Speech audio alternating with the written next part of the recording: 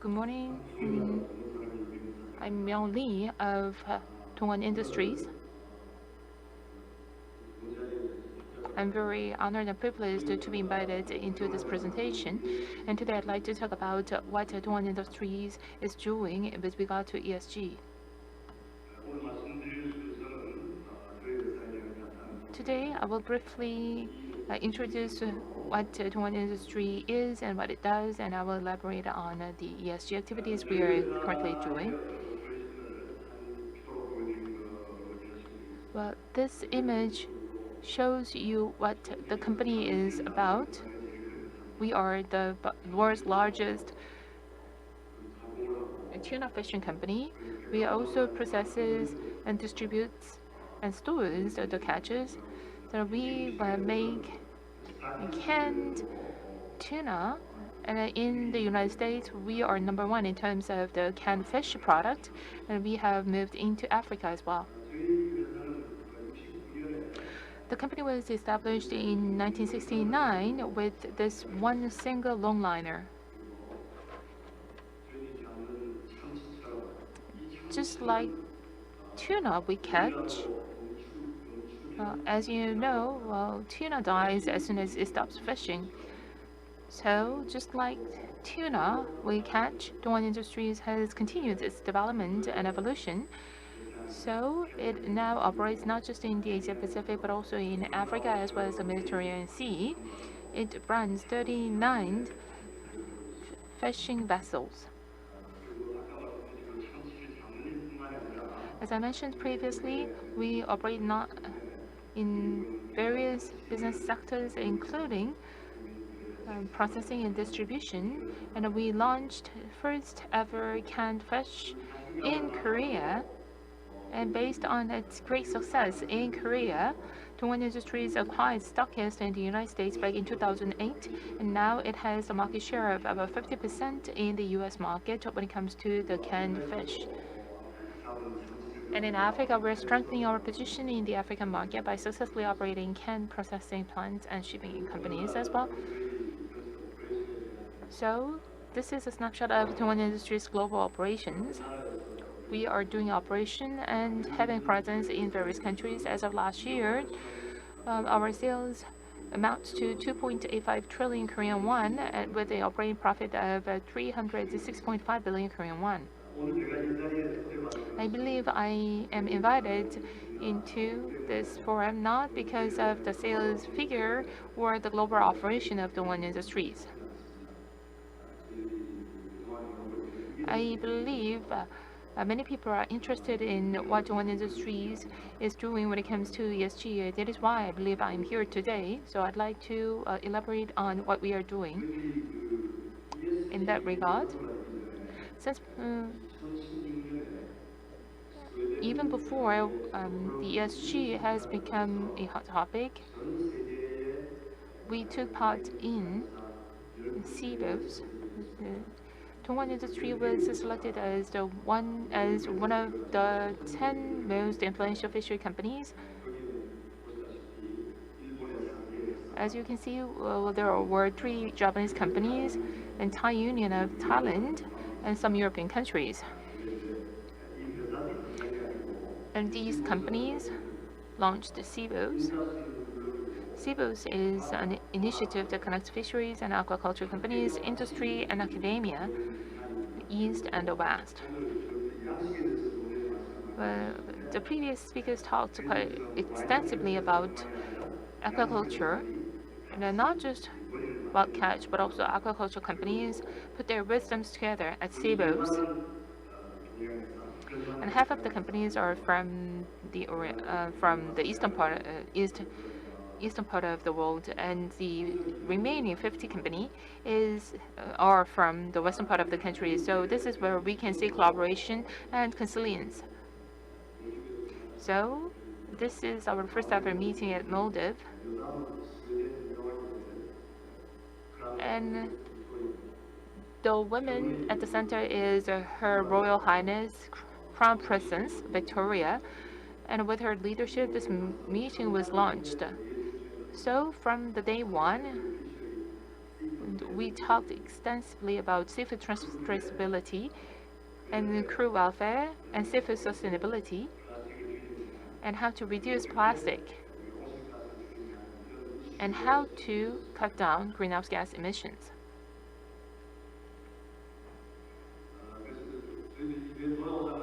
As soon as I came back from this meeting,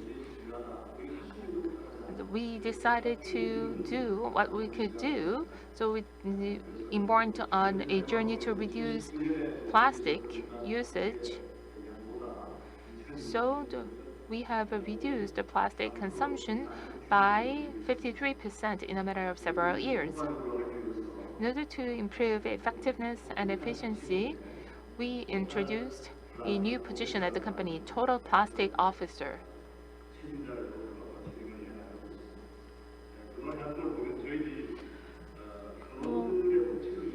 In order to ensure the welfare of the crew, we previously used many bottled waters, but it was quite difficult for us to collect those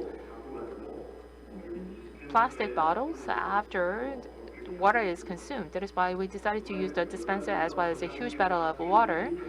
In addition to that, we have replaced the various plastic packaging materials with paper and paper tapes. And one of the key actions is the fishing aggregated device.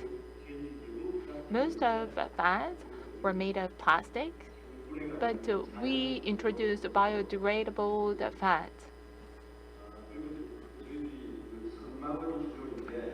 And in most of the cases, well, we do pearls net fishing, but that produces a significant amount of waste fishing nets. So we have collaborated with Hyundai Motors Company and LG Chemicals for the upcycling of the waste fishing nets. So those waste fishing nets are turned into automobile parts. In addition, as specified in the Montreal Protocol, we have reduced the use of refrigerant that are harmful to the ozone layer. So we have replaced the refrigerants with various other substances. In addition to these activities, to reduce the use of plastic and then to collect the plastic waste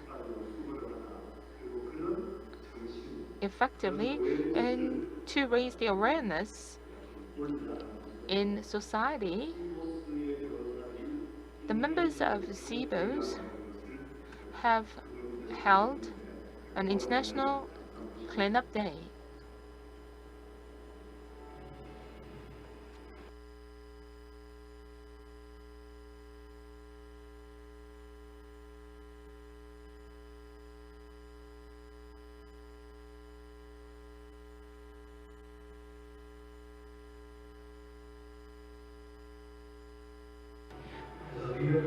SeaBOS Plastics Task Force, Dongwon is dedicated in carrying out the activity and increasing the awareness on the plastics problems we are facing.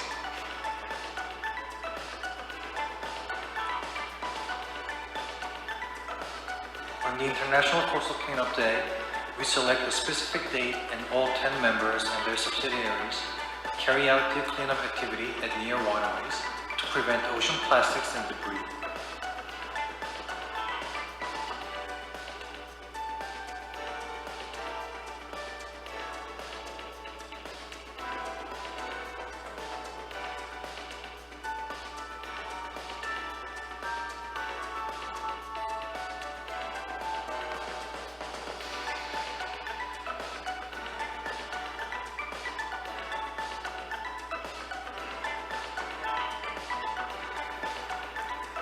Unfortunately, due to COVID-19 restrictions, this year's activity was limited to those who are available.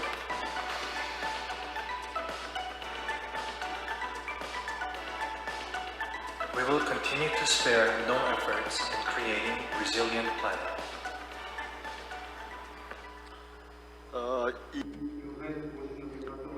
These activities were what we did in this year. So among those 10 member companies, we were noted to be among the best. And through this, we were able to showcase the beauty of Busan as well as the beauty of the Yangtze streams in Seoul. So national promotion activity in a way. In addition to these activities, we are also carrying out various efforts to enhance and improve environmental protection. This is not something to be initiated by the head office, but this is something to be done by our crew members on the sea. That is why we are providing various crew training. As you know, although we are a tuna fishing company, sometimes we have many bycatch, such as shark, turtles, tortoise, or there are cases where we have to give up on the catch because of a whale. So, as for non-targeted species, we should let them go and then return to the sea. Well, this is the area where we need a heightened level of training. And there are some fish species such as shark not to be caught. So if there is any shark comes as a bycatch, then we would send them back to the sea immediately. And thanks to these efforts, we were certified with MSC. Since many speakers already talked about MSC, I would not elaborate on this way. But as a result of these various efforts, Dongwon Industries obtained the first MSC certification in Korea, and we have the full-fledged MSC certified. We have become a full-fledged MSC certified company.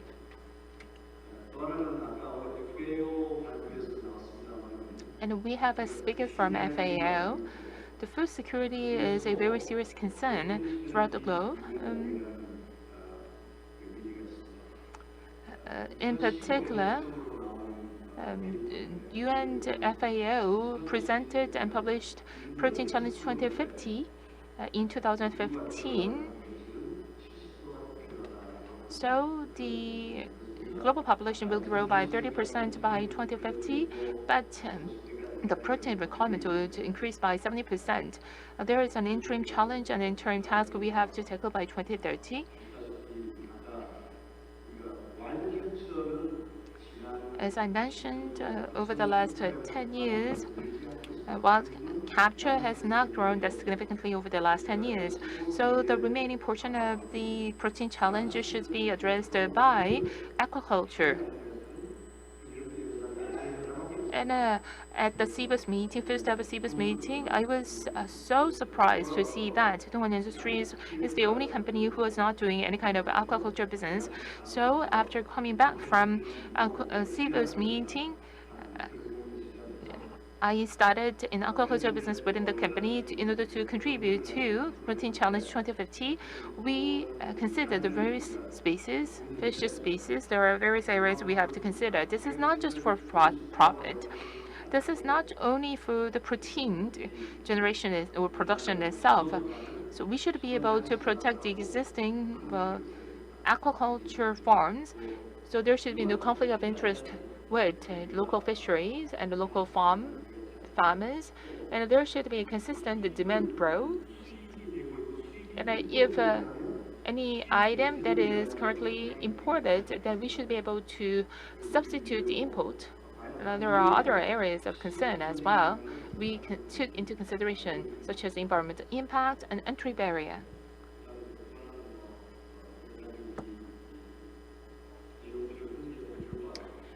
And the final decision we reached was an Atlantic salmon. Well, the process of making such a decision was quite overwhelming, but after making that decision of growing Atlantic salmon, we tend to the next question then where we would raise the fish.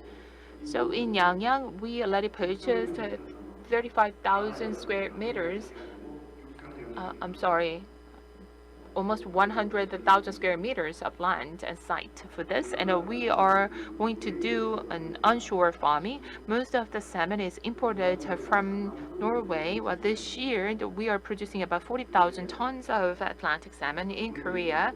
About two-thirds are shipped via airplane from Norway to Korea.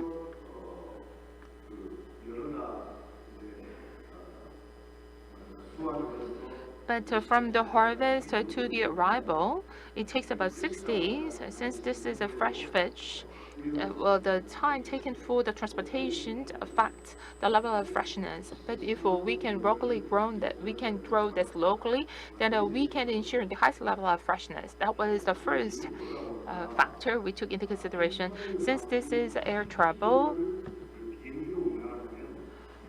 the CO2 emission per ton is over 0.5 tons. Our plan is to produce about 20,000 tons per year. So if you multiply this with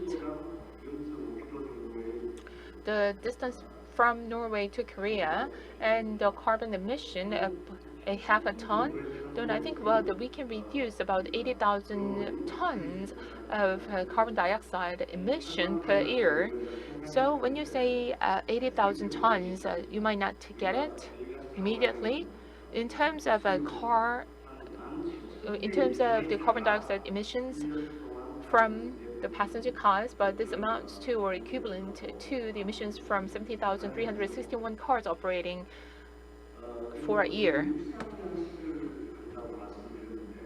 And the reason why we decided to do this inland or onshore farming is because the Korean Ocean is not suitable for cage farming.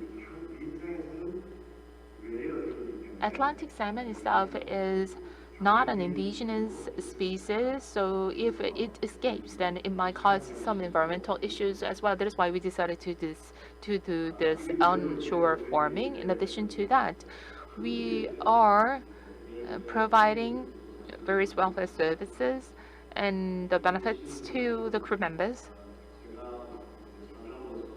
As the president and the CEO of the Dongwon Industries, when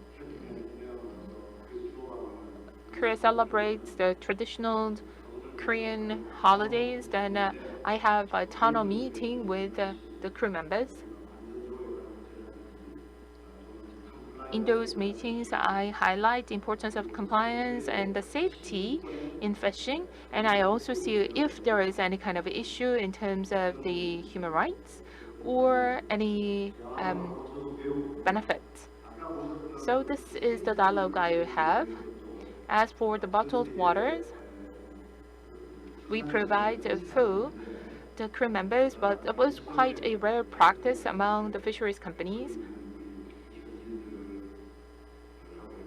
So when I had a discussion in the early days with the local crew members, I decided that they would need some fresh water for drinking. That's why since then we have sent this drinking water. We have about 1,000 seafarers from 11 countries. In order to have a proper communication with those seafarers, we need some local employees as well at the local branch level as well as at the head office level.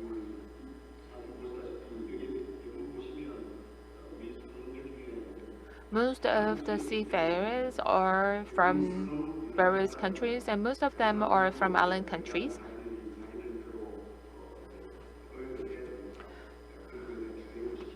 So at some point in time, they would go back to their country and to do the tuna fishing as well. That is why we are training them. We have invited them into Korea and to learn how to process canned tuna. So this is kind of a social activity we are doing.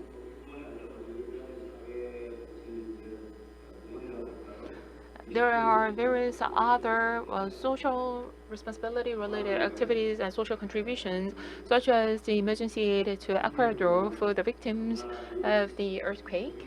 And we also made various donations for the summit meeting for those island countries. Safety is of the greatest importance. That is why we performed safety drills on board. All these things are what we do in the field, but we also have some so-called field in Korea. That is why we are preventing disasters with a bottom-up approach. All these activities are monitored and governed by board of directors.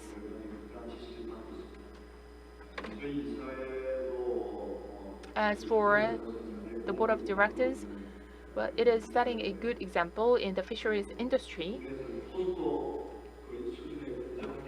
It is almost to the level of POSCO. The independent directors account for less than 50%, although the ratio has gone up consistently, but this is the area of improvement for us. We also have an ESG committee as well as an internal transaction committee to ensure transparency in doing business. So these are the activities we have done so far. There is such a distance for us to go further in order to reduce greenhouse gas. We have a set target very concretely, like we will reduce the greenhouse gas emissions by 20% this year and another 20% next year.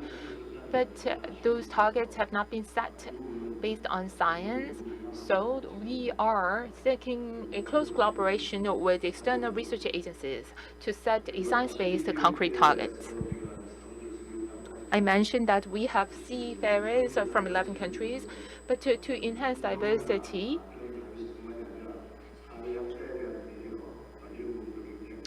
not just in terms of nationality, but also in terms of the gender as well as their ethnicity, we will do the diverse employment.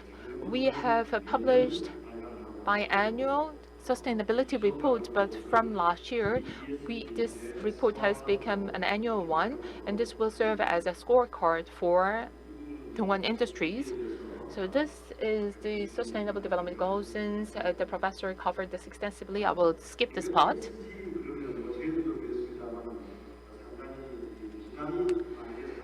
Well, ESG feels like a burden because it will cost some finances and resources, and this is the area you need to redouble your efforts. Businesses are for profit, and many businesses believe that ESG is no help whatsoever. However, based on my own experience, I can tell you that as part of the ESG, we have done various activities such as MSC certification, but our products can be 15% more expensive than non-MSG certified products. So this has enhanced our brand value exponentially. So I believe, well, this really works for our business as well. And this is the area all the fisheries industry should focus on and redouble our efforts. Korea has the highest level of fish consumption and seafood consumption. That is why the fisheries industry's ESG activities and initiative will have even more significant impact on the lives of the Korean people.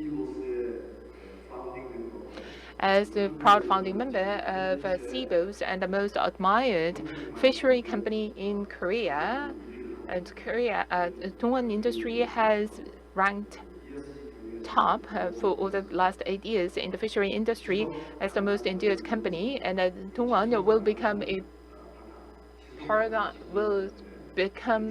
and set the paradigm for the ESG operation. Thank you.